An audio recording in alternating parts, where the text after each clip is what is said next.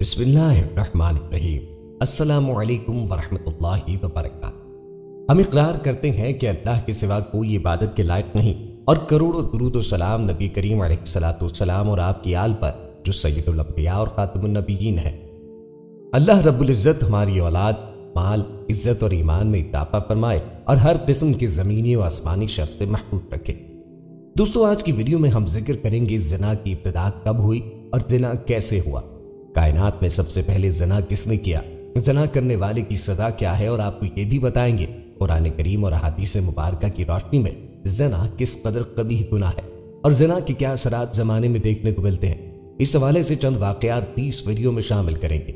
आज की वीडियो में इन तमाम सवालात का तफसीली जवाब दिया जाएगा। वीडियो बहुत खास होने वाली है, इसलिए वीडियो को मुकम्मल देखिएगा। दोस्तों, अल्लाह रब्बुल इज्जत का इरशाद है, और ज़िना के करीब भी मत जाओ, बेशक ये खुली गुमराही है। ज़िना शिर्क के बाद दूसरा सबसे बड़ा गुनाह है और इस्लाम में इसके मुर्तकिब के लिए सब सख्त सजाएं मुतय्यन की गई हैं। इमाम अहमद बिन हंबल रहमतुल्लाह अलैह फरमाते हैं कि मैं नहीं जानता कि कत्ल के बाद ज़िना से बढ़कर कोई और गुनाह हो। हज़रत अब्दुल्लाह रज़ियल्लाहु अन्हु बयान करते हैं कि मैंने रसूल करीम अलैहिस्सलाम से पूछा, कौन सा गुनाह अल्लाह के नज़दीक सबसे बड़ा है? आपने फरमाया, ये कि तू अल्लाह के साथ किसी को शरीक ठहराए जबकि उसने तुम्हें पैदा किया है। वो कहते हैं, मैंने आपसे अर्ज़ की, ये तो वाकई बड़ा गुनाह है। वो कहते हैं, मैंने फिर पूछा, फिर कौन सा? नबी करीम अलैहिस्सलाम ने फरमाया, तू अपनी औलाद को इस अंदेशे से कत्ल कर दे कि वो तुम्हारे खाने में शरीक हो। वो कहते हैं, मैंने पूछा, फिर कौन सा? आपने फरमाया, फिर ये कि तू अपने हमसाये की बीवी के साथ ज़िना करे। इस्लाम से कबल ज़िना की सज़ा ये थी कि शादीशुदा औरतों को घर के अंदर ताहयात कैद कर दिया जाता था और गैर शादीशुदा को डांट टपट की जाती थी, और इसका जिक्र कुरान पाक में भी मौजूद है। लेकिन बाद में ये सज़ा मनसूख कर दी गई और इसके बाद वो सज़ा मुकर्रर हुई जिसका जिक्र हम आगे करेंगे। आजकल दोस्तों देखा जाए तो हर एक इस गुनाह का शिकार है। लड़के और लड़कियां आपस में जो भी गुनाह करते हैं, इस गुनाह का अज़ाब उनके माँ बाप को भी होगा, क्योंकि उन्होंने वक्त पर उनकी शादी नहीं की, और शादी की उम्र हो जाने पर भी शादी न करना और फिर गलत किस्म के काम करना ज़िना के ज़िम्रे में आता है। वक्त पर शादी न करने से अल्लाह भी नाराज होता है और उन घर वालों के घर की बरकत भी खत्म हो जाती है, और इस गुनाह का जवाब अल्लाह ताला उनके वालिदैन से भी मांगेगा। खबरदार, ज़िना के करीब भी न भटकना, क्योंकि वो बड़ी बेहयाई है और बहुत ही बुरी राह है। कबीरा गुनाहों से मुमानिअत, ज़िनाकारी और उसके इर्द गिर्द की तमाम स्याहकारियों से कुरान रोक रहा है। ज़िना को शरीयत ने कबीरा और बहुत सख्त गुनाह बताया है। वो बदतरीन तरीका और निहायत बुरी राह है। मसनद अहमद में है कि एक नौजवान ने ज़िनाकारी की इजाज़त आपसे चाही। लोग उस पर झुक पड़े कि चुप रह, क्या कर रहा है, क्या कह रहा है? आपने उसे अपने करीब बुला के फरमाया, बैठ जा। जब वो बैठ गया तो आपने फरमाया, क्या तू इस काम के लिए अपनी माँ के लिए पसंद करता है? उसने कहा, नहीं, अल्लाह की कसम नहीं या रसूल अल्लाह, मुझे आप पर अल्लाह फिदा करे, हरगिज नहीं। आपने फरमाया, फिर सोच ले कि कोई और कैसे पसंद करेगा। आपने फरमाया, अच्छा तू उसे अपनी बेटी के लिए पसंद करता है? उसने इस तरह ताकीद से कहा और इनकार किया।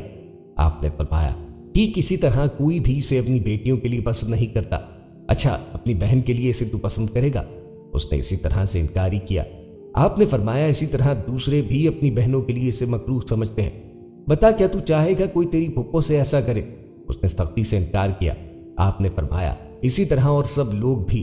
फिर आपने अपना हाथ उसके सर पे रख के दुआ की कि इलाही इसके गुनाह बख्श, इसके दिल को पाक कर, इसे अस्मत वाला बना। फिर तो हालत ये थी कि नौजवान किसी की तरफ नजर भी ना उठाता।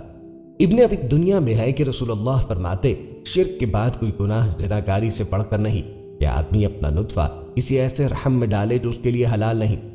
दोस्तों, आपको बताते हैं कि ज़िना की इब्तिदा कब और कैसे हुई, जो हमारी आज की वीडियो का बुनियादी मौजू है। ये उस वक्त का वाक़या है जब रुए ज़मीन पर इंसानी जिंदगी इब्तिदाई हालत में थी और हज़रत हव्वा के बतन से एक लड़का और लड़की पैदा होते थे। एक साथ पैदा होने वाले लड़के और लड़की का निकाह दूसरी मर्तबा पैदा होने वाले लड़के और लड़की के साथ कर दिया जाता था। हाबील और काबील ये दोनों हज़रत आदम अलैहिस्सलाम के बेटे हैं। जब ये जवान हुए तो दस्तूर के मुताबिक हज़रत आदम अलैहिस्सलाम ने काबील का निकाह गाज़ा के साथ, जो हाबील के साथ पैदा हुई थी, करना चाहा, तो काबील इस बात पर रजामंद नहीं हुआ, क्योंकि अक्लेमा गाज़ा के मुकाबले में ज्यादा खूबसूरत थी जो काबील के साथ पैदा हुई थी। हज़रत आदम अलैहिस्सलाम ने काबील को समझाया कि यह अल्लाह का हुक्म है, लिहाजा तुम ये बात मान लो। अक्लेमा तुम्हारे साथ पैदा हुई, इसलिए वो तेरी बहन है, इसके साथ तेरा निकाह नहीं हो सकता। मगर काबील अपनी बात पे अड़ा रहा। बिलाखिर حضرت آدم علیہ السلام نے ان دونوں بھائیوں کو حکم دیا کہ تم دونوں اپنی اپنی قربانی اللہ کے حضور پیش کرو، جس کی قربانی مقبول ہوگی وہی اکلمہ سے نکاح کا حقدار ہوگا۔ اس زمانے میں قربانی کی مقبولیت کی علامت یہ تھی کہ لوگ اپنی قربانیاں پہاڑ پر رکھ دیتے اور آسمان سے آگ آ کر انہیں کھا جاتی۔ قابیل کھیتی باڑی کرتا تھا اور حابیل جانور پالتا تھا۔ چنانچہ قابیل نے گندم کی بالیاں اور حابیل نے ایک خوبصورت موٹا تازہ مینڈھا قربانی کے لیے پہاڑ پر رکھ دیا اور اللہ سے دعا مانگی، یا الہی ہماری قربانی کو قبول فرما۔ آسمان سے آگ آئی اور اس نے حابیل کی قربانی کو کھا لیا اور قابیل کی قربانی قبول نہ ہوئی، جس سے قابیل کے دل میں حابیل کے لیے غصہ، حسد اور بغض پیدا ہو گیا اور وہ حابیل سے کہنے لگا کہ میں تجھے مار ڈالوں گا کیونکہ تیری قربانی قبول ہو گئی ہے۔ حابیل نے قابیل سے کہا، اللہ تعالیٰ پرہیزگاروں کی قربانی قبول کرتا ہے، اگر تو میرے قتل کے لیے مجھ پہ ہاتھ اٹھائے گا تو میں تجھ پہ ہاتھ نہیں اٹھاؤں گا کیونکہ میں اللہ سے ڈرتا ہوں۔ قربانی دے کر دونوں بھائی حضرت آدم علیہ السلام کے پاس آئے۔ آدم علیہ السلام نے فرمایا، اے قابیل، تیری بہن اکلمہ اب حابیل پہ حلال ہوئی اور تجھ پہ حرام۔ قابیل اب مایوس ہو چکا تھا کہ اکلمہ اس کے نکاح میں نہیں آ سکتی، اسی لیے وہ حابیل کو مارنے کی تدبیر میں رہنے لگا۔ اسی دوران جب آدم علیہ السلام مکے چلے گئے تو ایک دن قابیل نے دیکھا کہ حابیل سو رہا ہے تو سوچنے لگا کہ اسے کس طرح سے مار دوں، کیونکہ اس زمانے تک کسی نے کسی کو نہیں مارا تھا۔ جب شیطان نے دیکھا کہ اسے قتل کرنے کا طریقہ نہیں آتا تو اس لعین نے ایک جانور پکڑا اور اس کا سر ایک پتھر پہ رکھ کے دوسرا پتھر زور سے اس کے سر پہ دے مارا، جس سے وہ جانور اسی وقت مر گیا۔ یہ ترکیب دیکھ کر قابیل نے اپنے بھائی حابیل کے ساتھ ایسا ہی کیا اور زمین سے ایک پتھر اٹھا کر حابیل کے سر پہ دے مارا اور اپنے بے گناہ بھائی حابیل کو قتل کر دیا۔ حابیل کے قتل کے بعد قابیل یہ سوچ کے بہت پریشان ہوا کہ اب اس لاش کا کیا کرے۔ یہ روئے زمین پہ کسی انسان کا پہلا قتل تھا، کیونکہ اس سے پہلے کوئی آدمی مرا ہی نہیں تھا۔ اسی لیے قابیل حیران و پریشان تھا کہ بھائی کی لاش کو کیا کروں۔ چنانچہ وہ کئی روز تک بھائی کی لاش کو اپنی پیٹھ پہ لاد کے پھرتا رہا۔ اللہ تعالیٰ اپنے اس نیک بندے کی لاش کی بے حرمتی منظور نہ کر سکا، چنانچہ اس جگہ پہ 2 کوے آئے اور وہاں آ کر آپس میں لڑے اور ایک نے دوسرے کو مار ڈالا۔ پھر زندہ کوے نے اپنی چونچ اور پنجوں سے زمین میں گڑھا کھودا اور اس میں اس مرے ہوئے کوے کو ڈال کر مٹی سے دبا دیا۔ کوے کو دیکھ قابیل اپنے اوپر ملامت کرنے لگا کہ میں اس کوے سے بھی گیا گزرا ہوں، کہ اتنا بھی نہ کر سکا۔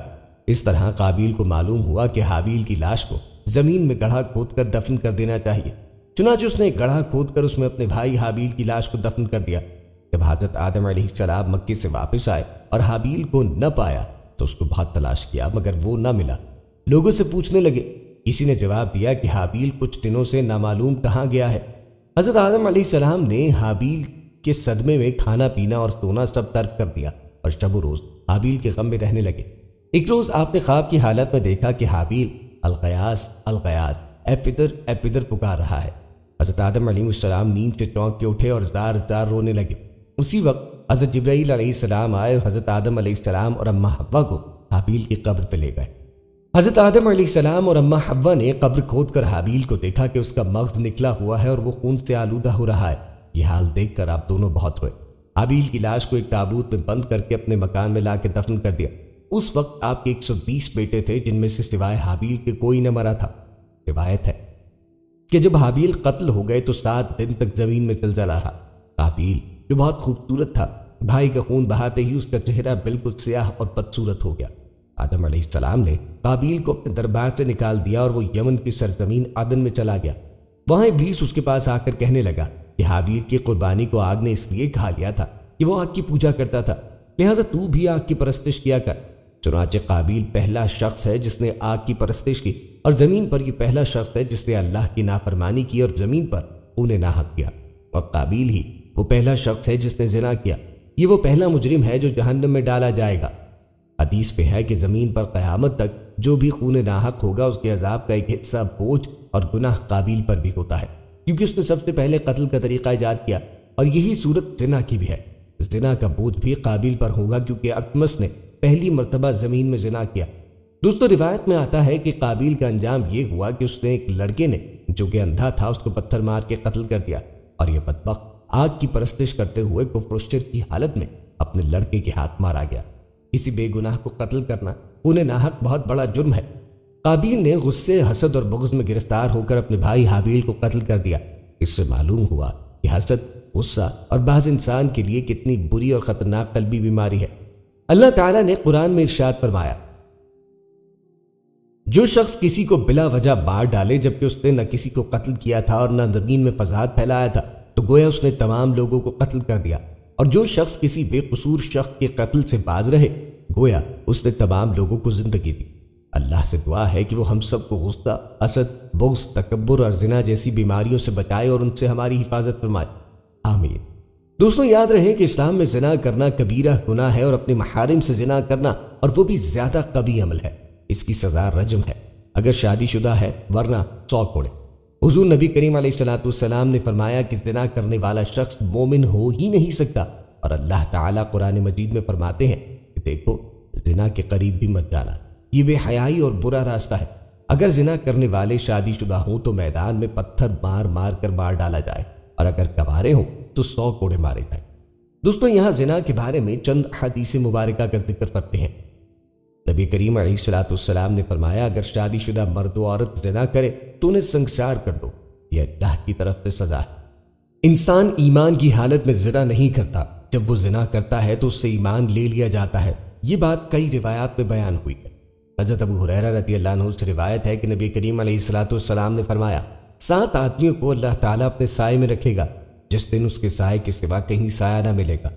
ایک تو انصاف کرنے والا حاکم، دوسرے وہ جوان جو جوانی کی امنگ سے خدا کی عبادت میں رہا، تیسرے وہ جن کا دل مسجد میں لگا رہے، چوتھے وہ آدمی جنہوں نے اللہ کے لیے دوستی رکھی، زندگی بھر دوست رہے اور مرتے دم تک دوست رہے، پانچویں وہ مرد جس کو ایک مرتبہ والی خوبصورت عورت نے برائی کے لیے بلایا، اس نے کہا میں اللہ سے ڈرتا ہوں، چھٹے وہ مرد جس نے اللہ کی راہ میں ایسا چھپا کے صدقہ دیا کہ داہنے ہاتھ سے دیا اور بائیں ہاتھ تک کو اس کی خبر نہ ہوئی، ساتویں وہ مرد جس نے اکیلے میں اللہ کو یاد کیا اور اس کی آنکھیں بہہ نکلی، رو دیا۔ حضرت زید بن خالد رضی اللہ عنہ سے روایت ہے کہ نبی کریم علیہ السلام نے فرمایا آپ نے یہ حکم دیا کہ جو شخص محسن نہ ہو اور وہ زنا کرے اس کو 100 کوڑے مار دو اور 1 سال کے لیے جلا وطن کرو۔ حضرت عبداللہ بن مسعود رضی اللہ عنہ سے روایت ہے کہ ایک شخص نے عرض کی اے اللہ کے رسول، اللہ تعالیٰ کے نزدیک سب سے بڑا گناہ کون سا ہے؟ نبی کریم علیہ السلام نے فرمایا تم کسی کو اللہ کا شریک بناؤ حالانکہ اس نے تمہیں پیدا کیا ہے۔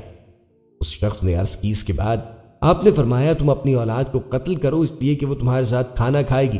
اس شخص نے عرض کی اس کے بعد نبی کریم علیہ السلام نے فرمایا تم اپنے ہمسائے کی عورت سے زنا کرو۔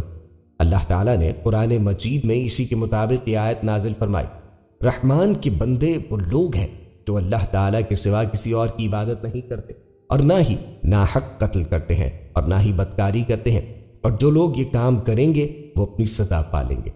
حضرت ابو ہریرہ رضی اللہ عنہ سے روایت ہے کہ نبی کریم علیہ السلام نے فرمایا قیامت کے دن اللہ تعالیٰ 3 قسم کے آدمیوں سے بات نہیں کرے گا اور نہ ہی ان کو گناہوں سے پاک کرے گا، نہ ہی ان کی طرف رحمت کی نظر سے دیکھے گا، اور ان کو دردناک عذاب ہوگا۔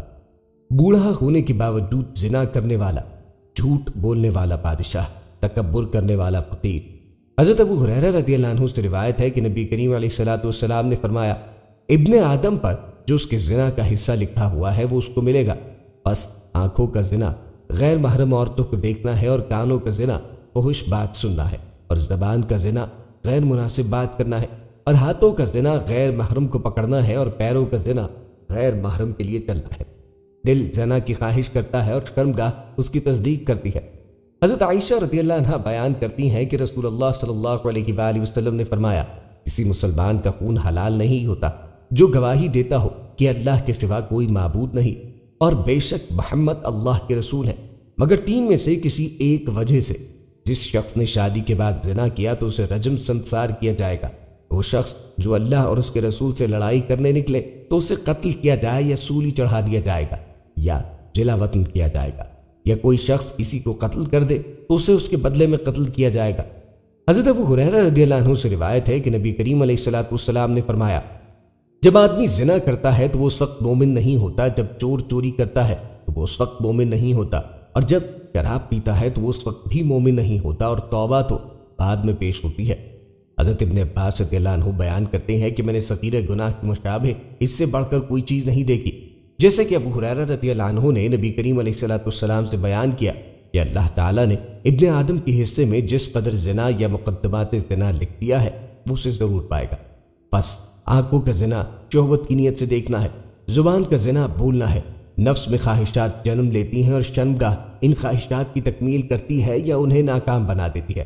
حضرت ابو ہریرہ رضی اللہ عنہ سے روایت ہے کہ نبی کریم علیہ السلام نے فرمایا، ہر ابن آدم کے لیے زنا کا ایک حصہ مقرر ہے۔ یہ قصہ بیان کرتے ہوئے انہوں نے کہا، دونوں ہاتھ زنا کرتے ہیں، ان کا زنا پکڑنا ہے۔ دونوں پاؤں زنا کرتے ہیں، ان کا زنا موضع زنا کی طرف چلنا ہے۔ منہ بھی زنا کرتا ہے اور اس کا زنا بوسہ لینا ہے۔ دوستو، ان حدیث سے پتہ چلا کہ زنا کرنا صرف جمع کو نہیں کہا جائے گا، بلکہ غلط دیکھنا، سننا، پکڑنا بھی زنا میں آئے گا۔ اسی لیے زنا کی تمام صورتوں سے خود کو دور رکھنا ہے بے حد ضروری بھی ہے۔ دوستو، زنا کس قدر سخت ہے اس کا اندازہ اس حدیث سے لگا لیں کہ زنا پر قتل کا حکم دیا گیا ہے۔ جیسا کہ حضرت عباس رضی اللہ عنہ سے روایت ہے کہ حضور نبی کریم علیہ السلام نے فرمایا، جب کوئی آدمی کسی مسلمان کو کہے کہ اے یہودی تو اسے 20 کوڑے مارو، اور اگر کسی کو کہے اے مخنث تو اسے 20 کوڑے مارو، اور جو رشتے والی محرم یعنی جس سے نکاح حرام ہے اس سے صحبت کرے تو اسے قتل کرو۔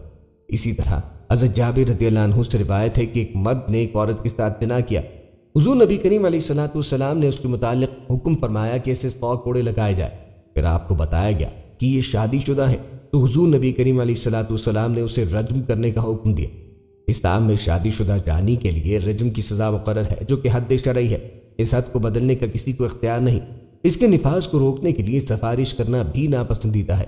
نبی کریم علیہ السلام نے شادی شدہ زانی پر رجم یعنی سنگساری کی سزا نافذ فرمائی ہے۔ کبھی مجرم کے اعتراف پر اور کبھی 4 گواہوں کی شہادت دینے پہ حد جاری کی گئی۔ اب جو لوگ اس حد شرعی کو اپنے طور پر یا کسی بیرونی اشارے سے بدلنا یا منسوخ کرنا یا تعزیر میں تبدیل چاہتے ہیں، وہ دراصل اسلامی شریعت کو اپنی خواہشات نفسانی کا کھلونا بنانا چاہتے ہیں۔ ان کی یہ آرزو انشاءاللہ کبھی پوری نہ ہوگی، اور ایسی ہر مضمون کوشش ناکام ہو کے رہے گی۔ کتب حدیث سے رجم کرنے کے واقعات ملاحظہ کیجیے۔ ان حدیث سے واضح طور پہ ثابت ہوتا ہے کہ نبی کریم علیہ السلام نے شادی شدہ آزاد زانیوں پر کوڑوں کے بجائے رجم کی سزا نافذ کی۔ اس سلسلے میں ہم پہلے فرامین رسول اللہ صلی اللہ علیہ وآلہ وسلم اور اس کے بعد پہلے نبی کریم علیہ السلام بیان کرتے ہیں۔ حضرت عبداللہ بن مسعود رضی اللہ عنہ سے روایت ہے، وہ کہتے ہیں کہ رسول کریم علیہ السلام نے فرمایا، کسی مسلمان کا خون جائز نہیں جبکہ وہ یہ گواہی دیتا ہو کہ اللہ کے سوا کوئی معبود نہیں اور یہ کہ میں اللہ کا رسول ہوں، مگر 3 حالتوں میں اس کا خون مباح ہوگا۔ پہلی یہ کہ قصاص کی حالت میں ہو، دوسری یہ کہ شادی شدہ زانی ہونے کی صورت میں، اور تیسری یہ کہ دین کو چھوڑنے اور جماعت مسلمین سے الگ ہونے کی شکل میں۔ حضرت عائشہ رضی اللہ عنہ سے روایت ہے، وہ فرماتی ہے کہ رسول کریم علیہ السلام نے ارشاد فرمایا، کسی مسلمان کا خون بہانا جائز نہیں جو یہ گواہی دیتا ہو کہ اللہ کے سوا کوئی معبود نہیں اور یہ محمد اللہ کے رسول ہے، مگر 3 صورتوں میں اس کا خون مباح ہو جاتا ہے۔ پہلی صورت ہے کہ وہ شادی کے بعد زنا کا ارتکاب کرے، اس جرم پر اسے سنگسار کیا جائے گا۔ دوسری صورت یہ ہے کہ وہ اللہ اور اس کے رسول سے بغاوت کرے تو اس جرم کی پاداش میں اسے قتل کیا جائے گا، یا اسے سولی دی جائے گی یا اسے جلا وطن کر دیا جائے گا۔ تیسری صورت یہ ہے کہ وہ کسی کو قتل کر دے تو اس پر اسے بھی قصاص کے طور پہ قتل کیا جائے گا۔ بریدہ رضی اللہ عنہ سے روایت ہے کہ ماخذ بن مالک رضی اللہ عنہ نبی کریم علیہ السلام کے پاس آئے اور کہنے لگے کہ اے اللہ کے رسول مجھے پاک کر دی۔ آپ نے فرمایا تیرا ستیہ ناس ہو، چلا جا اور اللہ سے بخشش مانگ اور توبہ کر۔ تھوڑی دیر بعد پھر لوٹ آئے اور کہنے لگے اے اللہ کے رسول مجھے پاک کر دیجیے۔ اللہ کے نبی نے پھر اسی طرح کہا، حتیٰ کہ جب 4تھی مرتبہ ایسا ہوا تو آپ نے پوچھا میں تجھے کس چیز سے پاک کر دوں؟ انہوں نے کہا زنا سے۔ نبی کریم علیہ السلام نے پوچھا یہ دیوانہ تو نہیں؟ بتایا گیا کہ یہ مجنون نہیں۔ پھر آپ نے پوچھا کہ اس نے شراب پی ہے؟ تو ایک آدمی کھڑا ہوا اور ان کو سونگھا تو شراب کی بو بھی نہ پائی۔ پھر آپ علیہ السلام نے فرمایا کہ تو نے زنا کیا ہے؟ ماخذ بولے ہاں، بس آپ صلی اللہ علیہ وآلہ وسلم کے حکم پر انہیں رجم کر دیا گیا۔ حضرت جابر بن عبداللہ رضی اللہ عنہ سے روایت ہے کہ قبیلہ اسلم کا ایک آدمی رسول کریم علیہ السلام کے پاس آیا اور اس نے نبی کریم علیہ السلام کے سامنے زنا کا اعتراف کیا۔ آپ نے اس کی طرف سے منہ پھیر لیا، اس نے پھر اقرار کیا، اور جب 4 دفعہ قسم کھا چکا تو رسول کریم علیہ السلام نے اس سے پوچھا کیا تو پاگل ہے؟ اس نے جواب دیا نہیں۔ نبی کریم علیہ السلام نے پوچھا کیا تو شادی شدہ ہے؟ وہ بولا جی ہاں۔ پھر نبی کریم علیہ السلام نے اسے رجم کرنے کا حکم دیا۔ لوگ اسے عیدگاہ کی طرف لے گئے اور رجم کرنے لگے۔ جب اس پہ پتھر پڑے تو وہ بھاگ کھڑا ہوا۔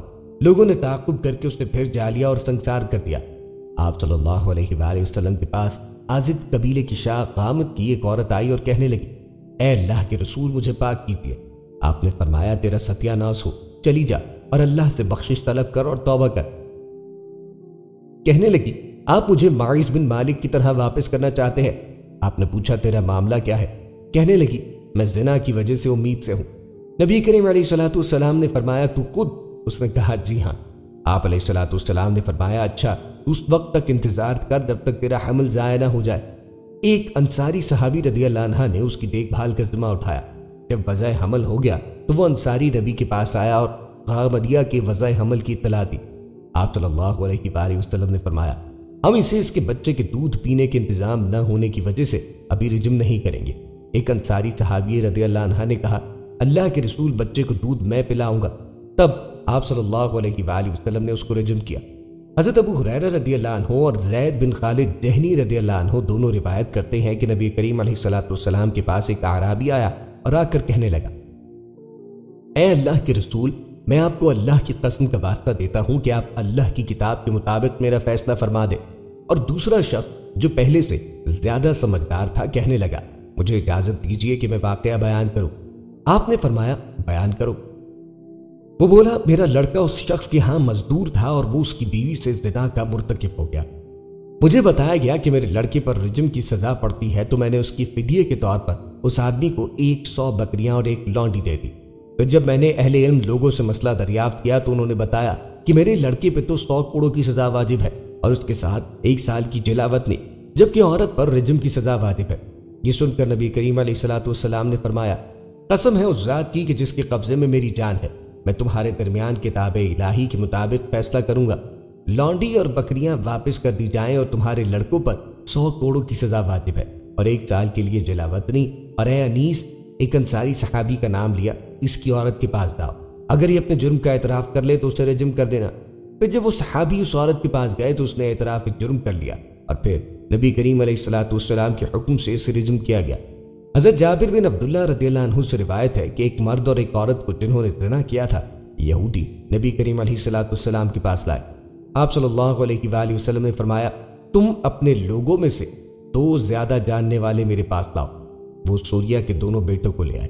آپ صلی اللہ علیہ وآلہ وسلم نے ان دونوں کو قسم دے کر پوچھا کہ تورات میں ایسے لوگوں کے بارے میں کیا حکم ہے؟ انہوں نے کہا کہ ہم تورات میں یہ حکم پاتے ہیں کہ جب 4 گواہ گواہی دیں تو انہوں نے مرد و عورت کو زنا کو اس طرح دیکھا ہے جیسے سلائی سرما داری میں تو وہ رجم کیے جائیں گے۔ آپ نے فرمایا پھر تم لوگ ان دونوں کو رجم کیوں نہیں کرتے؟ وہ بولے ہماری حکومت نہیں رہی اس لیے ہمیں کسی کو قتل کرنا برا معلوم ہوتا ہے۔ پھر نبی کریم علیہ الصلوۃ والسلام نے 4 گواہ طلب کیے تو وہ 4 عینی گواہ لے آئے جنہوں نے مرد اور عورت کو اس طرح زنا کرتے دیکھا جیسے سلائی سرما دانی میں ہوتی ہے۔ پھر آپ کے حکم سے ان دونوں کو رجم کیا گیا۔ ان تمام حدیث کی روشنی میں جو علم حدیث کی اصطلاح میں متواتر معنوی کا درجہ رکھتی ہے، یہ امر بالکل واضح ہو جاتا ہے کہ سنت مطہرہ نے محسن زانی کے لیے رجم کی سزا مقرر کی ہے اور حضور نبی کریم علیہ الصلوۃ والسلام نے مقدمات زنا منن ملزم کے عاقل ہونے کے ساتھ ان کی حالت احسان کو من جملہ عن شرائط کے ساتھ پیش نظر رکھا ہے، جن کے ثبوت کے بعد آپ صلی اللہ علیہ وآلہ وسلم نے حد رجم کا نفاذ فرمایا ہے۔ یہ بھی واضح رہے کہ دور رسالت کی کسی ایک مقدمہ زنا کی رویداد میں بھی یہ بات نہیں ملتی کہ آپ علیہ الصلوۃ والسلام نے کسی ملزم کی غنڈہ گردی پر رجم کی سزا آیت حرابہ کے تحت نافذ کی ہو، اور نہ ایسی کوئی حدیث ملتی ہے جس میں آپ نے کسی کوار زانی کو اس کے غنڈہ ہونے کی بنا پر رجم کی سزا دی ہو۔ کوئی ایک حدیث بھی اس بات کے ثبوت میں پیش نہیں کی جا سکتی جس میں رسول اللہ نے کسی شادی شدہ زانی کو رجم کی بجائے صرف 100 کوڑوں کی سزا دی ہو۔ اس سے یہ امر واضح ہو جاتا ہے کہ شادی شدہ زانی کے لیے حد رجم سنت کی نص سے ثابت ہے۔ دوستو، زنا ایک ایسا عمل ہے جس سے نسیان، ایڈز، کینسر جیسی موذی بیماریاں پھیلتی ہیں۔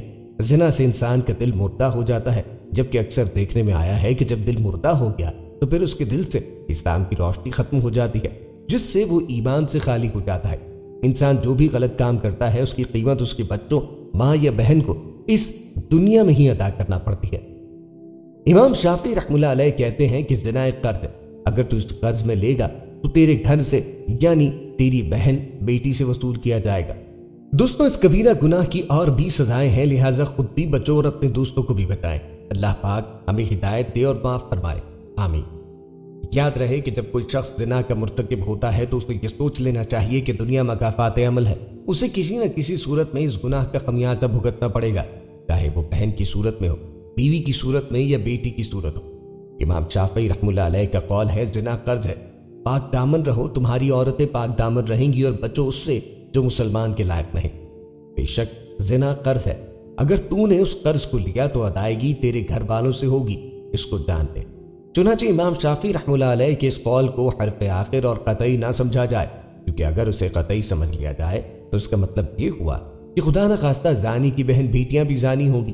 اگر ایسا ہوا تو بڑے مسائل پیدا ہو جائیں گے، گھر کے ایک بگڑے ہوئے فرد کی وجہ سے دوسروں پر بدگمانی پیدا ہوگی۔ لہٰذا یہ سمجھ لیا جائے کہ امام شافعی رحمہ اللہ علیہ کا یہ قول اس گناہ کی نحوست بتانے اور زجر و توبیخ پر محمول ہے، حقیقت پہ نہیں۔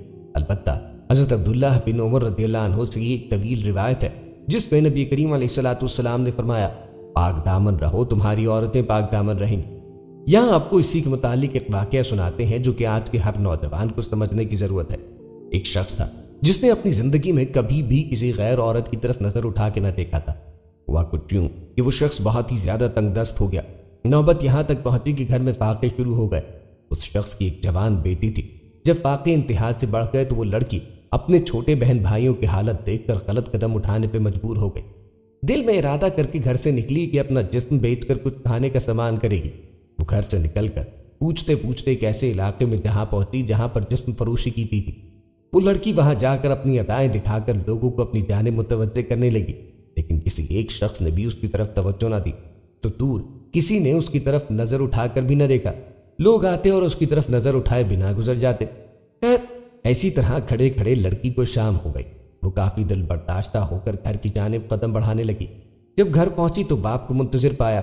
پریشانی میں مبتلا باپ نے پوچھا بیٹی تو کہاں چلی گئی تھی؟ لڑکی نے باپ سے معافی مانگی اور رو کے سارا ماجرا بیان کیا۔ ابو مجھ سے اپنے بھوک سے بلکتے ہوئے بہن بھائیوں کی حالت دیکھی نہیں گئی اور میں مجبور ہو کے گناہ کرنے نکل پڑی، لیکن کسی بھی ایک شخص نے میری طرف نظر اٹھا کر نہ دیکھا۔ سارا ماجرا سننے کے بعد باپ نے اپنی بیٹی سے کہا بیٹا تیرے باپ نے آج تک کبھی کسی غیر عورت کی طرف آنکھ اٹھا کر نہیں دیکھا، تو پھر یہ کیسے ممکن تھا کہ کوئی تیری طرف نظر اٹھا کے دیکھے؟ دوستو ہماری سوچ کے راستے بہت وسیع ہیں۔ امید ہے کہ یہ واقعہ سننے کے بعد آپ اس بارے میں ضرور سوچیں گے۔ روایات میں ہے کہ 3 قسم کی عورتوں پہ زنا کی حد نہیں آتی، یعنی 3 قسم کے لوگ ایسے ہیں کہ اگر انہوں نے زنا کیا بھی ہو پھر بھی اسلام کی روح سے ان پہ حد واجب نہیں ہوتی۔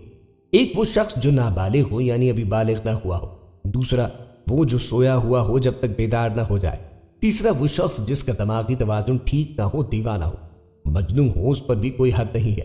یعنی نابالغ سے ان گناہوں کے بارے میں نہیں پوچھا جائے گا جس کا تعلق اللہ کے ساتھ ہے، مگر جن گناہوں کا تعلق لوگوں کے ساتھ ہے جیسے قتل، چوری، تو ان کے متعلق نابالغ سے بھی پوچھا جائے گا۔ ابو ذر غفاری رضی اللہ عنہ کہتے ہیں کہ نبی کریم علیہ السلام نے فرمایا اللہ تعالیٰ نے میری امت سے بھول چوک اور جس کام پہ وہ مجبور کر دیے جائیں معاف کر دیا ہے۔ یعنی اگر کوئی کام آپ سے بھول چوک میں ہو گیا ہو تو اللہ آپ کو اس پہ معاف فرما دے گا، اور اگر کوئی ایسا کام کر دیا ہو جو کسی کے مجبور کرنے کی وجہ سے ہوا ہو تو اس پر بھی معافی ہے۔ معلوم ہوا کہ اگر زنا کرنے والا عاقل بالغ ہو، زنا کرنے پر اسے کسی نے مجبور نہ کیا ہو اور زنا اس نے اپنی مرضی سے کیا ہو تو وہ سزا کا مستحق ہے۔ آئیے آپ کو زنا کی سزا کے بارے میں بتاتے ہیں۔ یاد رہے کہ زنا کی ایک سزا رجم ہے جو کہ شادی شدہ زانی کے لیے اسلام نے مقرر کی ہے۔ اس کا طریقہ کار آپ کو بتاتے ہیں۔ اسٹوننگ، جس کے معنی پتھر پھینکنے کے آتے ہیں، اور اس اصطلاح سے مراد رجم ایک عربی اصطلاح کی ہے، ایسی سزا کے لیے لی جاتی ہے جس میں جرم کے مرتکب شخص کا تھڑ زمین میں گاڑ کر ان پہ پتھر برسائے جائیں یہاں تک کہ موت واقع ہو جائے۔ رجم کا ذکر ان حدیث میں آتا ہے۔ قرآن میں کسی جرم بشمول زنا کی سزا کے طور پر شادی شدہ مرد و شادی شدہ عورت جب زنا کریں تو ان دونوں کا لازمی طور پر رجم کرو، یہ اللہ کی طرف سے سزا ہے اور اللہ غالب حکمت والا ہے، ملتا ہے۔ زمین میں گڑھا کھودا جائے، زانی کو اس پہ کھڑا کر کے سینے تک اس کو مٹی سے دبا دیا جائے اور پھر پتھر مارے جائیں یہاں تک کہ وہ مر جائے۔ یہ کارروائی امام اور مسلمانوں کی ایک جماعت کے سامنے کی جائے، فرمان الہی ہے، اور ان کی سزا کے وقت ایمان والوں کی ایک جماعت حاضر ہونی چاہیے۔ رجم کے بارے میں عورت اور مرد کا حکم برابر ہے، البتہ عورت کے کپڑے باندھ دیے جائیں تاکہ وہ بے پردہ نہ ہو۔ غالباً سب سے مشہور حدیث جو صحیح بخاری سے رجم کا دفاع کرنے والے مسلم محققین پیش کرتے ہیں وہ کچھ یوں ہے۔ ہم سے عبداللہ بن یوسف نے بیان کیا، ہم کو امام مالک بن انس نے خبر دی، انہیں نافع نے اور انہیں عبداللہ بن عمر نے کہ یہود رسول اللہ کی خدمت میں حاضر ہوئے اور آپ کو بتایا کہ ان کے یہاں ایک مرد اور ایک عورت نے زنا کیا ہے۔ آپ نے ان سے فرمایا رجم کے بارے میں تورات میں کیا حکم ہے؟ وہ بولے یہ کہ ہم انہیں رسوا کریں اور انہیں کوڑے لگائے جائیں۔ اس پر عبداللہ بن سلام نے کہا کہ تم لوگ جھوٹے ہو، تورات میں رجم کا حکم موجود ہے، تورات لاؤ۔ پھر یہودی تورات لائے، اس سے کھولا، لیکن رجم سے متعلق جو آیت تھی اسے ایک یہودی نے اپنے ہاتھ سے چھپا لیا اور اس سے پہلے اور اس کے بعد کی عبارت پڑھنے لگا۔ حضرت عبداللہ بن سلام نے کہا کہ ذرا اپنا ہاتھ تو اٹھاؤ۔ جب اس نے ہاتھ اٹھایا تو وہاں آیت رجم موجود تھی۔ اب وہ سب کہنے لگے کہ محمد عبداللہ بن سلام نے سچ کہا ہے، بے شک تورات میں رجم کی آیت موجود ہے۔ چنانچہ رسول اللہ کے حکم سے ان دونوں کا رجم کیا گیا۔ حضرت عبداللہ بن عمر نے بیان کیا کہ میں نے رجم کے وقت دیکھا یہودی مرد اس عورت پہ جھکا پڑتا تھا، اس کو پتھروں کی مار سے بچانا چاہتا تھا۔ محسن یعنی شادی شدہ زانی صرف نکاح چاہے اس کی خلوت بھی ہوئی ہو سے محسن نہیں ہو جائے گا۔ اس میں فقہائے کرام کا کوئی اختلاف نہیں، بلکہ وقوع اور مجامعت ضروری ہے، یعنی نکاح کے بعد اگر مجامعت کرنے کے بعد کوئی زنا کرے تو وہ محسن کہلائے گا۔ اس کی سزا رجم کے بارے میں مسلم شریف کی حدیث میں بیان ہوا ہے۔ عبادہ بن صامت رضی اللہ عنہ بیان کرتے ہیں کہ رسول کریم نے فرمایا، مجھ سے لے لو، مجھ سے لے لو۔ اللہ سبحانہ و تعالیٰ نے ان عورتوں کے لیے راہ نکال دی ہے، کوارا کواری سے زنا کرے تو اسے 100 کوڑے اور 1 برس تک جلا وطن کیا جائے گا، اور شادی شدہ عورت کے ساتھ زنا کرے تو 100 کوڑے اور رجم ہوگا۔ ابن قدامہ رحمہ اللہ کہتے ہیں کہ اہل علم کا اجماع ہے کہ رجم صرف محسن شادی شدہ کو ہی کیا جائے گا، اور نبی کریم علیہ الصلوۃ والسلام کا فرمان ہے کسی بھی مسلمان شخص کا خون بہانا جائز نہیں مگر 3 اسباب میں سے ایک کی بنا پر، یا پھر وہ شادی شدہ ہونے کے بعد زنا کرے۔ غیر ازدواجی زنا کی سزا رجم کا ذکر حدیث میں آتا ہے۔ مزید یہ کہ کم از کم 4 صالح اور مقتدر گواہ ایسے ہونے لازم ہیں جو اس واقعے کا مفصل اور آنکھوں دیکھا حال بیان کر کے اس کی شہادت دے سکتے ہوں، یعنی ان گواہوں نے متعلقہ افراد کو زنا کرتے ہوئے اپنی آنکھوں سے دیکھا ہو، اور اگر ان میں سے کسی کی بھی گواہی غلط ثابت ہوتی ہو تو ان گواہوں پر خود سخت سزا لازم ہوتی ہے۔ رجم پر آج بھی مسلم دنیا میں متنازع افکار پائے جاتے ہیں، جبکہ غیر مسلم دنیا میں مسلم علماء کی جانب سے بھی رجم کی سزا کا اطلاق نہیں کیا جا سکتا، اور نہ ہی کوئی فرد رجم کی سزا دینے کا مستحق قرار دیا جاتا ہے۔ پتھروں سے مارنے کے عمل رجم کا ذکر نہ صرف اسلامی بلکہ قدیم یونانی، یہودی اور مسیحی دستاویزات میں بھی ملتا ہے۔ مسلم علماء زنا کی تعریف کے بارے میں مختلف سطحوں کا نظریہ پیش کرتے ہیں، اور اس لحاظ سے کوئی بھی ایسا فعل جس میں جنسی تسکین اللہ اور اس کے رسول کے بتائے ہوئے طریقوں کے خلاف حاصل ہو وہ زنا میں شمار ہو جاتا ہے۔ ان افعال میں بوسہ، مخالف جنس کو چھونا، جنس دہن حتیٰ کہ مخالف جنس کی جانب دیکھنا یا جنسی خیالات رکھتے ہوئے اس کے قریب ہونا بھی زنا میں شمار کیا جاتا ہے۔ زنا کی سزا کے نفاذ کے لیے 4 ایسے گواہوں کی ضرورت ہوتی ہے جنہوں نے زنا، جماع یا قریب کے محبل میں دخول کے عمل کو اپنی آنکھوں سے دیکھا ہو، یا دوسری صورت اس سزا کے نفاذ کی یہ بن سکتی ہے کہ اس عمل کے مرتکب ہونے والے افراد خود اس کا اقرار کر لیں۔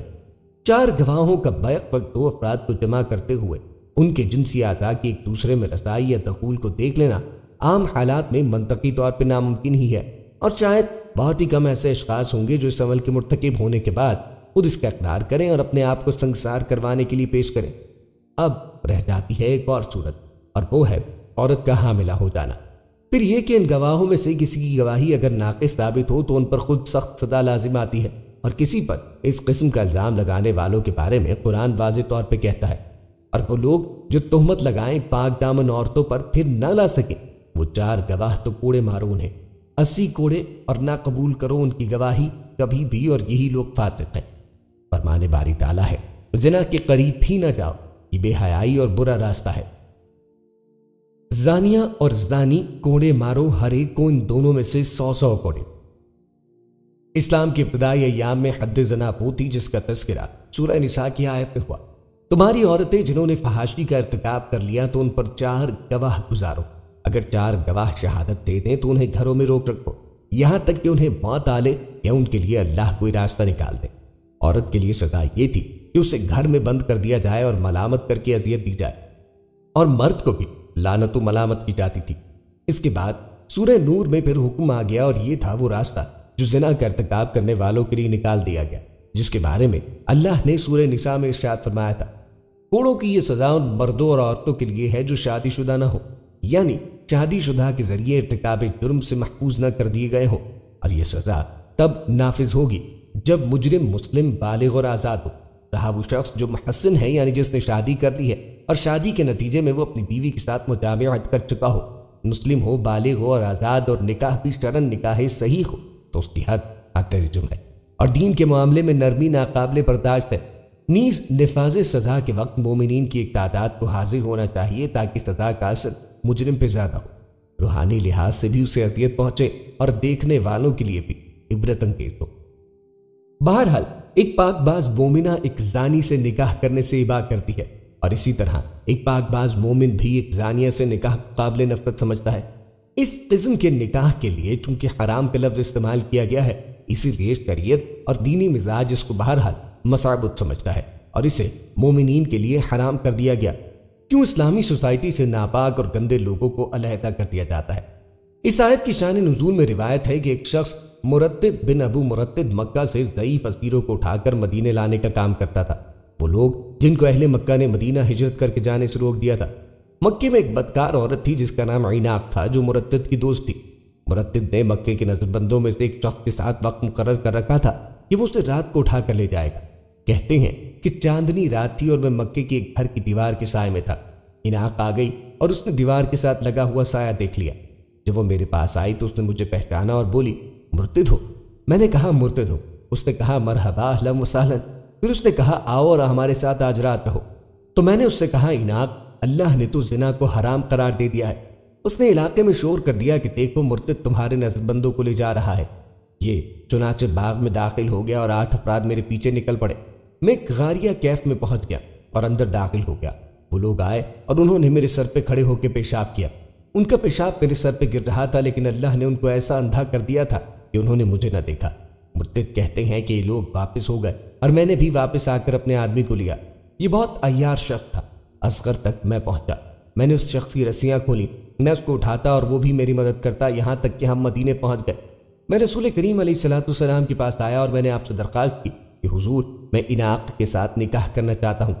میں نے 2 بار نبی کریم علیہ الصلوۃ والسلام سے یہ سوال کیا اور نبی کریم علیہ الصلوۃ والسلام نے مجھے کوئی جواب نہ دیا۔ اس پر یہ آیت نازل ہوئی، زانی نکاح نہ کرے مگر زانیہ کے ساتھ یا مشرکہ کے ساتھ، اور زانیہ کے ساتھ نکاح نہ کرے مگر زانی یا مشرک، اور یہ حرام کر دیا گیا ہے اہل ایمان پر۔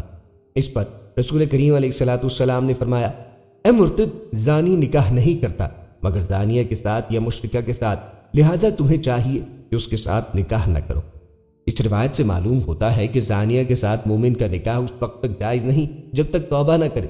اس طرح کوئی مومنہ بھی زانی سے نکاح نہیں کر سکتی الا یہ کہ وہ توبہ کرے۔ بہرحال زنا ایک ایسا فعل ہے کہ اس کا مرتکب اسلامی سوسائٹی میں رہنے کے قابل نہیں رہتا۔ اسلامی سوسائٹی سے اسے دور رہنا چاہیے اور دور کر دیا جانا چاہیے۔ یہ بھی ایسے مجرموں کے لیے ایک قسم کی سزا ہے جس طرح کوڑوں کی سزا ایک سزا ہے۔ اسلام نے اس مکروہ اور شبیہ فعل پر اس قدر سخت اور ٹوک ٹوک سزا تجویز کی ہے۔ اس لیے نہیں کہ اسلام انسان کے فطری تقاضوں کے خلاف کوئی جنگ لڑنا چاہتا ہے۔ اسلام تو اس بات کو تسلیم کرتا ہے کہ انسان کے لیے اس کے فطری میلانات اور فطری تقاضوں کو پورا کرنے کا انتظام ہونا چاہیے۔ اسلام اس امر میں انسانیت کی بھلائی نہیں دیکھتا کہ انسان کے فطری میلانات کو بیخ و بند سے اکھاڑ پھینکا جائے۔ اسلام انسان کی ان فطری دواعی کے خلاف ہے جو خالق کی کائنات نے انسان کی فطرت کے اندر ودیعت کر رکھے ہیں، اور یہ اس کائنات کی عظیم زندگی کے قواعد کا ایک حصہ ہے۔ انہی فطری میلانات کے نتیجے پہ سلسلہ حیات کا تسلسل قائم ہے، اور زمین کی تعمیر و ترقی کا راز بھی اس میں مضمر ہے، جو فریضہ خلاقت ارضی کا ایک حصہ ہے۔ بلکہ اسلامی نظام حیات کی جنگ دراصل حیوانیت کے خلاف جنگ ہے۔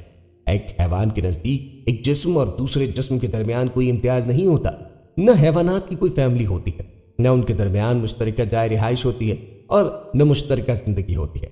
بس چند لحقوں کا جسمانی ملاپ ہوتا ہے۔ فقط اسلام انسانی زندگی کو اس قدر عارضی میلانات پہ استوار کرنا نہیں چاہتا، بلکہ اسلام جنسی تعلق کو ترقی یافتہ انسانی شعور کی بنیاد پہ استوار کرتا ہے کہ پاک اور نفیس جسم ایک دوسرے کے ساتھ ملیں، 2 دل اور 2 روحیں اکٹھی ہو جائیں، 2 انسان مل جائیں، ان کے درمیان ایک مشترکہ زندگی کی تعمیر ہو، ان کے درمیان مشترکہ امیدیں ہوں، ان کا دکھ درد مشترک ہو، ان کا مستقبل مشترک ہو، اور دونوں کی آنے والی اولاد ہو، ان کی خوشیوں اور ان کی ذمہ داریوں میں وہ شریک ہو، اور یہ جدید آنے والی نسل ایک ہی مشترکہ جائے رہائش میں پروان چڑھے، اور دونوں والدین اس نرسری کی حفاظت اور نشوونما کے لیے کھڑے ہوں۔ یہی وجہ ہے کہ اسلام نے زنا کی سزا میں اس قدر شدت اختیار کی ہے، کیونکہ جنسی تعلقات میں زنا حیوانیت کی سطح تک گرنے کے مترادف ہے۔ اس سے ان تمام اعلیٰ قدروں کی نفی ہو جاتی ہے جو اسلام کے پیش نظر ہیں، اور وہ تمام معاشرتی مقاصد فوت ہو جاتے ہیں جن کو اسلام بروئے کار لانا چاہتا ہے۔ اس سے انسان محض حیوانات کے مقام تک گر جاتا ہے، کیونکہ اگر عورت کے درمیان کوئی فرق نہ ہو اور مرد و مرد کے درمیان فرق نہ کیا جائے تو یہ حیوانی سطح ہے۔ آزاد شہوات رانی کے نظام میں انسانیت اس قدر مسخ ہو جاتی ہے کہ لوگ گوشت اور خون کی ایک لمحاتی بھوک پر سب کچھ قربان کر دیتے ہیں، اور اس وقتی اور حیوانی جنسی ملاپ کے نتیجے میں زندگی کی تعمیر کا جذبہ نہیں ہوتا، اس کرۂ ارض کی تعمیر کا کوئی منصوبہ نہیں ہوتا، نہ اس ملاپ سے اولاد کے حصول کا کوئی جذبہ ہوتا ہے، بلکہ اس کی پشت پر کوئی حقیقی اور بلند جذبہ ہوتا ہی نہیں، کیونکہ محبت اور میلان کے اندر بھی ایک قسم کا دوام ہونا چاہیے، جبکہ زنا کے پیچھے جو کچھ بھی ہوتا ہے وہ سب کا سب وقتی ہوتا ہے۔ بعض معاشروں میں اگرچہ دوستی اور محبت کے طویل تعلقات ہوتے ہیں، لیکن ان کی پشت پر اعلیٰ انسانی اقدار نہیں ہوتے، ان کی پشت پر محض حیوانیت ہوتی ہے۔ جہاں تک اسلام کا تعلق، وہ نہ فطری میلانات اور خواہشات کو دباتا ہے اور نہ ان کو کوئی ناپاک چیز سمجھتا ہے۔ اسلام ان کو منظم اور منضبط کر کے پاکیزگی عطا کرتا ہے اور حیوانی مقام سے بلند کر کے اسے ایک ادارے اور محور بنا دیتا ہے، جس کے ارد گرد بے شمار نفسیاتی اور اجتماعی آداب جمع ہو جاتے ہیں۔ رہا زنا اور خصوصاً عصمت فروشی تو اس لیے فطری جذبات پاکیزگی اور روحانیت اور اعلیٰ خواہشات سے عاری ہو جاتے ہیں۔ نیز نسل انسانی کی تاریخ میں اس ادارے سے ہمیشہ جو آداب و اقدار وابستہ رہیں وہ اس ادارے سے چھن جاتی ہیں، اور یہ محض حیوانی لذتیں تک گر جاتا ہے، بلکہ حیوان سے بھی زیادہ غلیظ، گندا اور گرا ہوا ہوتا ہے، اس لیے کہ بے شمار حیوانات اور پرندے ایسے ہیں جو ایک دوسرے کے ساتھ رہتے ہیں اور ان کی منظم ازدواجی زندگی ہوتی ہے۔ اس زندگی میں جنسی تعلق میں طوائف الملوکی نہیں ہوتی، جیسے کہ دو انسان زناکاروں کے درمیان ہوتی ہے۔ خصوصاً جسم فروش عورتوں کے معاملے میں تو فریقین حیوانوں سے بھی نیچے ہوتے ہیں۔ دوستوں، احادیث نبوی میں صلی اللہ علیہ وآلہ وسلم میں زنا کے نقصانات اور وعیدیں کیا ہیں ان کا تذکرہ کرتے ہیں۔ حضور نبی کریم علیہ السلام نے ارشاد فرمایا، عورتیں شیطان کے پھندے ہیں، یعنی جس طرح شکاری جال اور پھندے لگا کر اپنے شکار کو پھنساتا ہے، اسی طرح شیطان بے حیا اور بے پردہ عورتوں کے ذریعے مردوں کو گمراہ کر کے اپنا شکار بنا کر انہیں دوزخ کا ایندھن بناتا ہے۔ غیر محرم عورتوں سے اس طرح احتیاط کرنا ضروری ہے جس طرح دشمن کے پھندے سے۔ جب آدمی زنا کرتا ہے تو اس سے ایمان نکال لیا جاتا ہے اور وہ سائبان کی طرح رہتا ہے، جب وہ چھوڑ دیتا ہے تو دوبارہ آ جاتا ہے۔ جناب رسول اللہ نے لمبی حدیث میں فرمایا کہ رات کو مجھے دو آدمی ارض مقدسہ لے گئے۔ آگے فرمایا، ہم تنور جیسی جگہ پہ گئے تو وہاں آوازیں اور شور ہو رہا تھا۔ فرمایا، جب ہم نے اندر جھانک کر دیکھا تو اندر ننگے مرد اور ننگی عورتیں، جبکہ ان کے نیچے سے آگ کا شعلہ آتا تو وہ چیختے۔ پھر آخر میں فرمایا، یہ مرد اور عورتیں وہ تھیں جو زنا کیا کرتے تھے۔ فرمایا، اے لوگوں کی جماعت، زنا سے بچو، کیونکہ اس میں 6 چیزیں نقصانات والی ہیں، 3 دنیا میں اور 3 آخرت میں۔ دنیا کے 3 نقصانات یہ ہیں: زانی مرد اور عورت کے چہرے کی رونق ختم ہو جاتی ہے، غربت پیدا ہو جاتی ہے، عمر کم ہوتی ہے۔ آخرت میں پیش آنے والی 3 چیزیں یہ ہیں: اللہ کی ناراضگی، برا حساب، دوزخ کا عذاب۔ نبی کریم علیہ السلام نے فرمایا، 7 آسمان 7 زمینیں بوڑھے زانی پر لعنت کرتے ہیں، اور فرمایا، بے شک زنا کرنے والوں کی شرمگاہوں کی بدبو سے دوزخیوں کو تکلیف دی جائے گی۔ فرمایا، ہمیشہ شراب پینے والا جو مرا اللہ تعالیٰ اس کو نہر غوطہ پلائیں گے۔ پوچھا گیا وہ کیا ہے؟ تو فرمایا، زانیہ عورتوں کی شرمگاہوں سے گلی ہوئی نہر ہے، ان کی بدبو سے دوزخیوں کو تکلیف دی جائے گی۔ حضرت انس بن مالک رضی اللہ عنہ نے جناب رسول کریم علیہ السلام کا ارشاد نقل کیا ہے کہ زنا پہ اصرار کرنے والا بت پرست کی طرح ہے۔ نبی کریم علیہ السلام نے فرمایا کہ آدمی کا 10 عورتوں سے زنا کرنا اپنی پڑوسن کے ساتھ زنا کرنے سے ہلکا ہے۔ نبی کریم علیہ السلام نے فرمایا، بے شک ابلیس زمین میں اپنا لشکر بھیجتا ہے اور ان سے یہ کہتا ہے، جو تم میں سے کسی مسلمان کو زیادہ گمراہ کرے گا تو اس کو میں تاج پہناؤں گا۔ تو ایک شیطان جا کر کارروائی سناتے ہوئے کہتا ہے، میں فلاں کے ساتھ مسلسل لگا رہا یہاں تک کہ اس نے اپنی بیوی کو طلاق دے دی۔ تو ابلیس کہتا ہے، یہ تو کوئی کمال نہیں، وہ پھر کسی اور سے شادی کرے گا۔ پھر دوسرا آتا ہے کہ میں فلاں کے ساتھ مسلسل لگا رہا یہاں تک کہ اس کے اور اس کے بھائی کے درمیان دشمنی ڈال دی۔ تو ابلیس کہتا ہے، یہ تو نے کچھ کیا ہی نہیں، ان قریب وہ صلح کر لیں گے۔ پھر ایک شیطان آ کر کارروائی سناتا ہے کہ مسلسل زنا کروانے کی کوشش کرتا رہا یہاں تک کہ انہوں نے زنا کر لیا۔ تو ابلیس کہتا ہے، یہ تو نے اچھا کیا، تو اس کو قریب کر کے تاج پہناتا ہے۔ نبی کریم علیہ السلام نے فرمایا، شرک کے بعد اللہ کے ہاں سب سے بڑا گناہ آدمی کا اس عورت کے رحم میں نطفہ ڈالنا ہے جو اس کے لیے حلال نہ تھی۔ نبی کریم علیہ السلام نے فرمایا، بے شک جس آدمی نے شادی شدہ عورت سے زنا کیا تو ایسے زانی اور زانیہ پر اس امت کا آدھا عذاب ہو۔ نبی کریم علیہ الصلوۃ والسلام نے فرمایا جس آدمی نے اپنا ہاتھ ایسی عورت پر رکھا جو اس کے لیے حلال نہ تھی اور شہوت کے ساتھ رکھا تو قیامت کے دن اس حال میں آئے گا کہ اس کا ہاتھ اس کی گردن کی طرف بندھا ہوگا، اور اگر اس نے عورت کا بوسہ بھی لیا تو اس کے دونوں ہونٹ کٹ کر جہنم میں گریں گے، اور اگر اس نے زنا بھی کر لیا تو قیامت کے دن اس کی ران بول کر گواہی دے گی کہ مجھ پہ حرام کام کیا گیا۔ تو اللہ تعالیٰ غصے کی نظر سے دیکھیں گے اور اس کے چہرے کا گوشت گر پڑے گا، وہ کہے گا میں نے نہیں کیا، تو زبان بھی بول پڑے گی۔ آگے اسی طرح سارے اعضاء کے بولنے کا ذکر ہے۔ نبی کریم علیہ الصلوۃ والسلام نے فرمایا جو کسی محرم کے ساتھ زنا کرے تو اسے قتل کر دو۔ حضرت ابو امامہ رضی اللہ عنہ کی روایت ہے کہ رسول کریم علیہ الصلوۃ والسلام نے ارشاد فرمایا اپنی نگاہ کو روکو اور شرمگاہ کی پوری حفاظت کرو، ورنہ خدا تمہاری صورتیں بگاڑ دے گا۔ 3 قسم کے لوگ ایسے ہیں کہ اگر انہوں نے زنا کیا بھی ہو پھر بھی اسلام کی روح سے ان پہ حد واجب نہیں ہوتی۔ ایک وہ شخص جو نابالغ ہو یعنی ابھی بالغ نہ ہوا ہو، دوسرا وہ جو سویا ہوا ہو جب تک بیدار نہ ہو جائے، تیسرا وہ شخص جس کا دماغی توازن ٹھیک نہ ہو، دیوانہ ہو، مجنون ہو، اس پر بھی کوئی حد نہیں ہے، یعنی نابالغ سے ان گناہوں کے بارے میں نہیں پوچھا جائے گا جس کا تعلق اللہ کے ساتھ ہے، مگر جن گناہوں کا تعلق لوگوں کے ساتھ ہے جیسے قتل، چوری، تو ان کے متعلق نابالغ سے بھی پوچھا جائے گا۔ ابو ذر غفاری رضی اللہ عنہ کہتے ہیں کہ نبی کریم علیہ الصلوۃ والسلام نے فرمایا اللہ تعالیٰ نے میری امت سے بھول چوک اور جس کام پہ وہ مجبور کر دیے جائیں معاف کر دیا ہے، یعنی اگر کوئی کام آپ سے بھول چوک میں ہو گیا ہو تو اللہ آپ کو اس پہ معاف فرما دے گا، اور اگر کوئی ایسا کام کر دیا ہو جو کسی کے مجبور کرنے کی وجہ سے ہوا ہو تو اس پر بھی معافی ہے۔ معلوم ہوا کہ اگر زنا کرنے والا عاقل بالغ ہو، زنا کرنے پر اسے کسی نے مجبور نہ کیا ہو اور زنا اس نے اپنی مرضی سے کیا ہو تو وہ سزا کا مستحق ہے۔ حضرت میمونہ رضی اللہ عنہا فرماتی ہیں کہ نبی کریم علیہ الصلوۃ والسلام نے ارشاد فرمایا یہ امت ہمیشہ خیریت سے رہے گی اور اس پر رحمت ہمیشہ سائے فگن ہوگی جب تک ان میں ولد الزنا کی کثرت نہ ہو۔ جب حرام کی اولاد کثرت سے پیدا ہونے لگے گی تو پھر اندیشہ ہے کہ تمام امت پر عذاب نازل ہو جائے۔ حضرت انس رضی اللہ عنہ فرماتے ہیں کہ نبی کریم علیہ الصلوۃ والسلام نے ارشاد فرمایا میری امت کے اعمال ہر جمعہ کے دن اللہ کے اور میرے سامنے پیش کیے جاتے ہیں اور اللہ تعالیٰ سب سے زیادہ زانیوں پر غضبناک ہوتے ہیں۔ حضرت ابو ہریرہ رضی اللہ عنہ سے روایت ہے کہ جناب رسول اللہ نے ارشاد فرمایا ایمان کا ایک لباس ہے، اللہ تعالیٰ جس کو چاہتے ہیں لباس پہناتے ہیں۔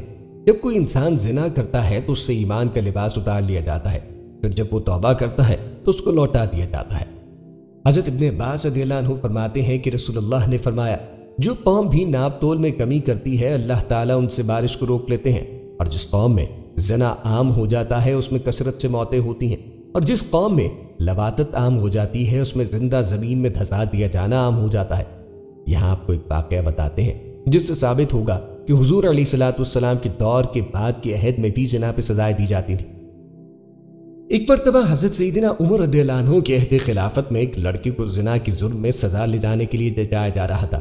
واضح رہے کہ اسلام میں شادی شدہ زانی کے لیے سنسار اور غیر شادی شدہ کے لیے 80 کوڑے بطور سزا ہیں۔ وہ لڑکا اونچی آواز میں پکار رہا تھا کہ میں بے گناہ ہوں، مجھے سزا نہ دی جائے۔ حضرت علی رضی اللہ عنہ کا وہاں سے گزر ہوا تو مولا علی نے اس لڑکی کی پکار سن کر سرکاری اہلکاروں کو روکنے کا حکم فرمایا اور لڑکے سے پوچھا کیا معاملہ ہے۔ لڑکے نے حضرت علی کرم اللہ وجہہ الکریم سے کہا کہ جناب جس جرم کی نسبت میری طرف کی جا رہی ہے وہ میں نے کیا ہی نہیں، دعویٰ کرنے والی میری ماں ہے۔ حضرت علی نے فرمایا اس کی سزا کو روک دیا جائے، میں اس کیس کو دوبارہ سن لوں، اگر یہ لڑکا گناہ گار ہوا تو تب سزا دے دینا۔ دوسرے دن حضرت علی رضی اللہ عنہ نے عورت اور لڑکے کو عدالت میں طلب فرما لیا۔ عورت سے پوچھا گیا اس نے تیرے ساتھ غلط کام کیا ہے؟ اس نے کہا ہاں۔ پھر حضرت علی رضی اللہ عنہ نے لڑکے سے پوچھا یہ عورت تیری کیا لگتی ہے؟ اس نے جواب دیا کہ یہ میری ماں ہے۔ عورت نے اسے بیٹا ماننے سے انکار کیا۔ فیصلہ سننے کے لیے لوگوں کا بہت زیادہ ہجوم جمع تھا۔ حضرت علی نے فرمایا اچھا تو پھر اے عورت میں اس لڑکے کا تیرے ساتھ اتنے حق مہر کے بدلے نکاح کرتا ہوں۔ تو عورت چیخ اٹھی کہ اے علی کیا کسی بیٹے کا ماں کے ساتھ نکاح ہو سکتا ہے؟ حضرت علی رضی اللہ عنہ نے استفسار فرمایا کہ کیا مطلب؟ تو اس عورت نے جواب دیا کہ اے علی یہ لڑکا تو واقعی میرا بیٹا ہے۔ اس پر حضرت سیدنا علی نے فرمایا کہ کیا کوئی بیٹا اپنی ماں کے ساتھ بدکاری کر سکتا ہے؟ عورت نے کہا کہ نہیں۔ حضرت سیدنا علی نے فرمایا تو پھر تو نے اس بیٹے پر اپنا ایسا الزام کیوں لگایا؟ تو عورت نے جواب دیا اے علی میری شادی ایک امیر کبیر شخص سے ہوئی تھی، اس کی جائیداد بہت زیادہ تھی، یہ بچہ ابھی کم سن دودھ پیتا ہی تھا کہ میرا خاوند مر گیا، تو میرے بھائیوں نے مجھے کہا کہ یہ لڑکا تو اپنے باپ کی جائیداد کا وارث ہے، اس کو کہیں چھوڑا۔ میں اسے کسی آبادی میں چھوڑ آئی، ساری جائیداد میری اور میرے بھائیوں کی ہو گئی۔ یہ لڑکا بڑا ہوا تو ماں کی محبت نے اس کے دل میں انگڑائی لی، یہ ماں کو تلاش کرتا کرتا مجھ تک پہنچ گیا۔ میرے بھائیوں نے مجھے پھر ورغلایا کہ اس پہ جھوٹا الزام لگا کر اس کی زندگی کا سانس ہمیشہ کے لیے ختم کر دیا جائے، تو میں نے اپنے ہی بیٹے پہ جھوٹا الزام اپنے بھائیوں کی باتوں میں آ کے لگا دیا۔ حقیقت یہ ہے کہ یہ میرا بیٹا ہے اور بالکل بے گناہ ہے۔ جب اس قصے کا علم امیر المومنین خلیفۃ المسلمین خلیفہ دوم سیدنا عمر بن خطاب کو ہوا تو آپ نے فرمایا، آج اگر علی نہ ہوتے تو عمر ہلاک ہو جاتا۔ دوستو، معلوم ہوا کہ زانی کے لیے کسی قسم کی کوئی رعایت دین اسلام نہیں دیتا۔ آج ہمیں اپنے آپ کو اس کبیرہ گناہ سے بچانے کی نہایت ضرورت ہے تاکہ ہم دنیا و آخرت میں سرخرو ہو سکیں۔ دوستو، یہ تھی ہماری آج کی ویڈیو، امید کرتے ہیں آپ کو پسند آئی ہوگی۔ مزید ویڈیوز کے لیے ہمارے چینل کو سبسکرائب کریں اور ساتھ ہی لگے بیل کے بٹن کو دبا دیں تاکہ آنے والی ہر نئی ویڈیو کو نوٹیفیکیشن آپ کو پر وقت ملتا رہے۔ اپنی رائے کا اظہار کمنٹ باکس میں لازمی کیجیے گا۔ ملتے ہیں ایک نئی ویڈیو میں، تب تک کے لیے اللہ حافظ و فی امان اللہ۔